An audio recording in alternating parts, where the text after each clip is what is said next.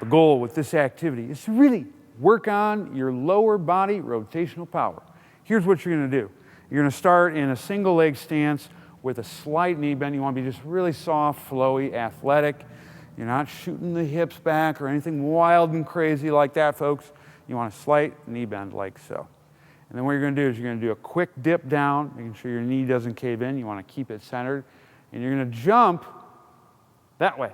So across, so it's a sideways jump, and you're going to land crossing the leg over, bounding to the opposite leg. So it looks like your karaoke drill, but it's going to be a jump. So it's going to be here to there. So you see how I landed with whole foot contact. I had a slight knee bend, I had a little bit of twist through the leg, and you're going to alternate bounds like that. So it's going to look like this. I'm here. I'm going to dip down, twist. Same thing, twist. Same thing, twist. And so the landings will be like that. Just make sure it's whole foot, slight knee bend, soft and quiet.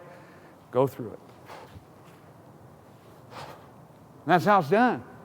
Give it a shot.